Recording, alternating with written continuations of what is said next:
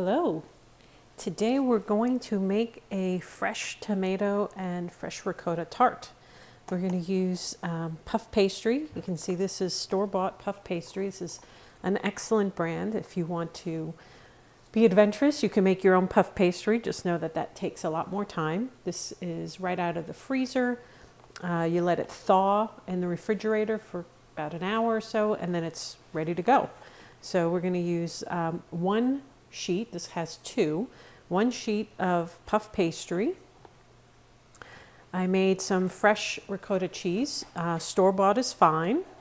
Just make sure you use a good quality ricotta cheese. I have tomatoes from the garden and also some that I purchased from the store that I like, but just use any tomatoes that actually taste of tomato. So this is definitely an in-season type of item. You're going to need a rolling pin. You're going to need some basil. We're going to use that to top everything off. A little bit of salt. Always need to put a little bit of salt. A little bit of granulated garlic. I use granulated garlic instead of fresh garlic because garlic can turn green. It's still delicious. There's nothing wrong with it, but it's not very eye appealing. And you'll need parchment paper, very specifically parchment paper and not wax paper. The parchment paper is going to go on our sheet pan. It's going to be how we're going to be able to move our tart around. So let's get started. Okay, so first things first, I've cut a piece of parchment. It doesn't have to be pretty, and I've placed it on my sheet pan. Next, we're going to take our puff pastry out of our container here, and we're going to open that up. This is a clean surface. You'll see that you can actually put flour down. I personally find that there's, on these prepared puff pastries, there's more than enough flour. Can you see that? More than enough flour to go around. It actually can fall off. So I put the floured side down, and although this is a square, I like to make sure that these creases are going up and down. So you're going to take your rolling pin, and with even pressure from the center, you can hold on to the handles. I'm used to using my hands on top. I feel like I can get more even pressure that way. Okay, so I went from the center up and from the center down. And I'm going to turn it 90 degrees. I'm going to do this again. And I'm going to do this until I feel like it has, it's large enough to fit on my cutting board. And by turning it each time, I'm making sure it's not sticking to the surface of my counter. If you find that it's sticking, you can go ahead and add a little dusting of flour, but not too much. All right, so turn that 90 degrees. And you'll notice that my hands are on it as I go backwards. I have no pressure when I pull it back until I get to my center, and then I pull it back evenly.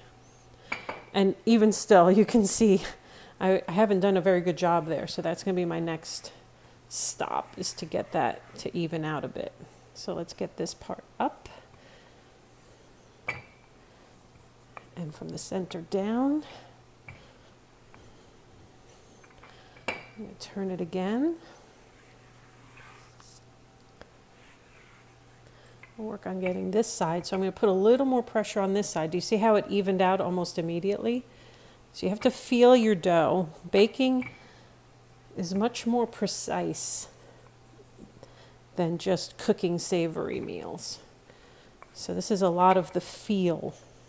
Okay, I'm going to turn it one more time, and that's going to be my last turn. Come on, little one. There we go. Being careful not to poke a hole in it. And if you look very, very closely, you'll be able to see the little dots of butter that are in these sheets when you do this on your own. So just open that up. And you can actually roll this out on your parchment. You might find that to be easier to do. I'm just going to finish that off here. Don't want to have any wrinkles. I'm just putting my hands underneath to make sure it's not stuck anywhere. I'm going to do one last even out. Okay, now I have my oven on bake at 400. So I'm going to take this whole thing very carefully. You can use your rolling pin for this. Just like you do a pie, roll it onto your pin. Put your sheet pan down. And then roll it out. So what you're avoiding by not picking it up is the possibility of tearing. Let's fix this a little bit here. There we go. So now we're ready to actually do the next step, which is called docking. Now you can use a knife and create an edge all the way around. I happen to use a fork, and I'm just lightly pressing it. I'm not going all the way through. And by leaving the edge undocked, that will puff up, where this center part will not puff up. And I do that because this is where the filling's going to go. So I'm kind of systematic about it. And then I'll come back, and if I think I need more of an edge, I will, if I need less of an edge, I will add more holes with my fork. So if you happen to have a docking tool, by all means use that. It's a rolling pin with little tines on it, essentially. So I'm going to make my edge a little bit thinner on this, so putting a few more docks there, and I'm going to do the same thing here. All right, there you go. So now we're fully docked, as it were. So the next step, I'm just going to move this off to the side for a moment. As I showed you, I made my own fresh ricotta cheese. You can use store-bought cheese, it's fine. But this is ricotta. I'm going to put a little bit of salt in there, because I know I didn't add salt to mine. So if you're going to add salt to your store-bought, make sure you taste it. I'm also going to add a little bit of granulated garlic, because I like that flavor. Not too much, because it is powerful. Now you could add an egg in here. It will tighten this up a bit more. I happen to like it like this. Okay, you can see I'm not going to call it runny, but this is not a stiff ricotta cheese. All right, so that's going to be our first item that we're going to add. So I'm going to take spoonfuls, and using the back of my spoon, everywhere where I have docked, I'm going to make sure there's a nice little layer of ricotta cheese. You can add more, you can add less. That's why I didn't give you an amount here. But basically, I have nearly 2 cups for this one sheet.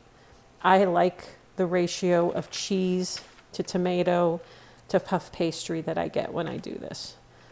So here we go. Trying to cover up all the places where I've docked it. And if there's any left over, you don't have to use it. If you don't want to, you can eat that all on your own if you'd like. All right, so I'm just going to spread this out evenly.